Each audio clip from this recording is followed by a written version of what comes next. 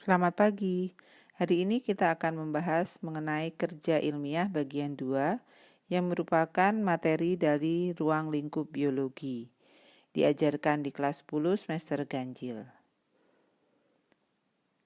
Kerja ilmiah yang kedua ini akan membahas mengenai metode ilmiah.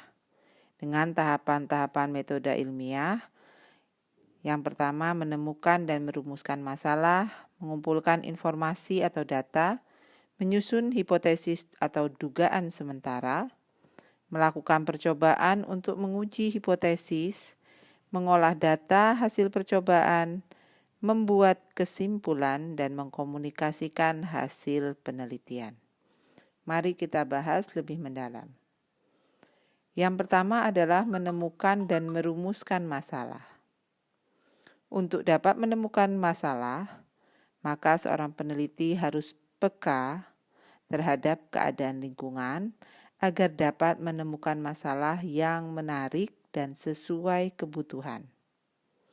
Contoh perumusan masalah sudah dibahas dalam keterampilan kerja ilmiah, yaitu menentukan objek penelitiannya, kemudian menentukan variabel bebasnya, dan menentukan variabel terikat, serta melakukan rumusan masalahnya.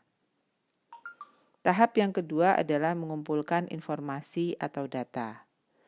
Data yang diperlukan harus berhubungan dengan objek penelitian dan dapat dilakukan dengan studi kepustakaan melalui buku-buku literatur maupun literasi dari internet, kemudian melalui observasi dan melalui wawancara ke para ahli yang terkait. Tahap ketiga dari metode ilmiah adalah menyusun hipotesis atau dugaan sementara. Dugaan sementara ini disusun berdasarkan teori atau kerangka berpikir yang akan diuji kebenarannya melalui eksperimen. Ada dua hipotesis yang dapat dibedakan, yaitu yang pertama adalah hipotesis nol, yaitu dugaan sementara bahwa tidak ada pengaruh variabel bebas terhadap variabel terikat.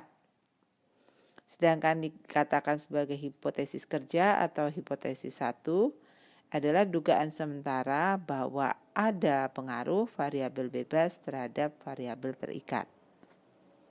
Yang biasa dilakukan untuk meneliti biasanya kita melakukan hipotesis 1.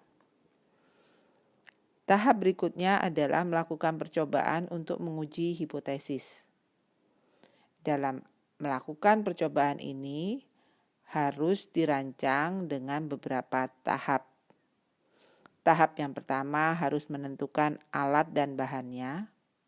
Alat adalah yang digunakan dalam percobaan dan tidak habis terpakai.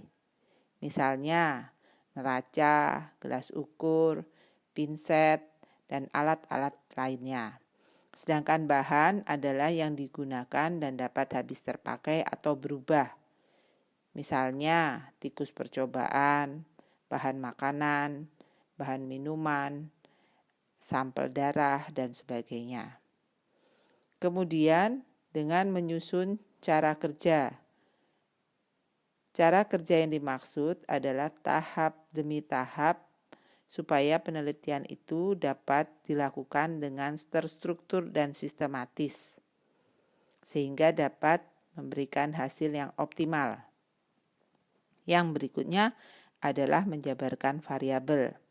Variabel yang dimaksud telah kita bahas di materi sebelumnya, yaitu adanya variabel bebas atau perlakuan, kemudian variabel terikat atau hasil, dan variabel kontrol atau perlakuan yang disamakan.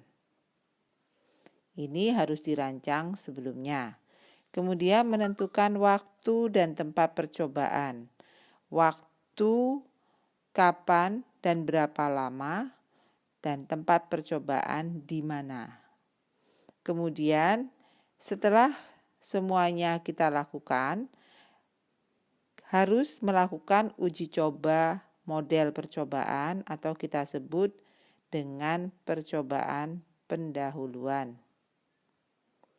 Maksudnya, percobaan ini dilakukan lebih dahulu supaya bisa melihat hal-hal apa yang perlu menjadi masukan atau kendala yang harus diatasi sebelum melakukan percobaan sebenarnya.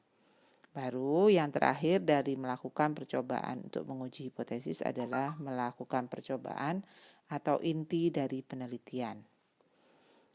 Selanjutnya, tahap berikutnya setelah kita melakukan percobaan, tentunya kita telah mencatat data hasil percobaan yang kita amati. Data hasil percobaan tersebut dapat berupa data kuantitatif maupun data kualitatif. Tentunya kalian sudah mengerti perbedaan data kuantitatif dan kualitatif tersebut pada materi sebelumnya.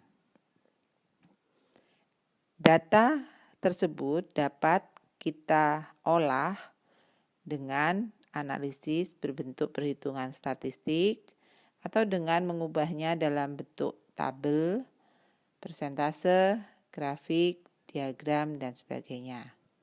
Hasil analisis data ini digunakan untuk menjawab hipotesis yang telah diajukan dan menjadi dasar penarikan kesimpulan. Setelah kita mengolah data hasil percobaan, kita membahasnya, maka tahap berikutnya adalah membuat kesimpulan. Dalam kesimpulan ini diberikan jawaban atas hipotesis yang kita ajukan dengan dua kemungkinan. Yang pertama, kemungkinannya adalah hipotesis tersebut diterima apabila hasil percobaan sesuai dengan hipotesis yang diajukan. Sedangkan dikatakan hipotesis ditolak apabila hasil percobaan ternyata tidak sesuai dengan hasil percobaan. Demikian tahap-tahap dalam metode ilmiah yang harus diakhiri dengan mengkomunikasikan hasil penelitian kepada khalayak, bisa dilakukan dalam bentuk laporan tertulis, melalui forum diskusi, melalui seminar, dan diterbitkan sebagai jurnal penelitian.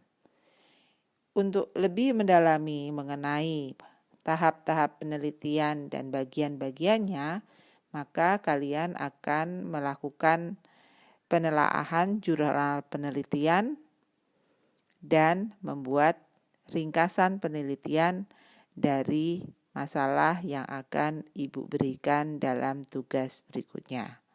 Terima kasih atas perhatian kalian. Semoga semua hal yang telah kita bicarakan ini dapat menambah wawasan dan ilmu pengetahuan kalian yang bermanfaat di masa mendatang.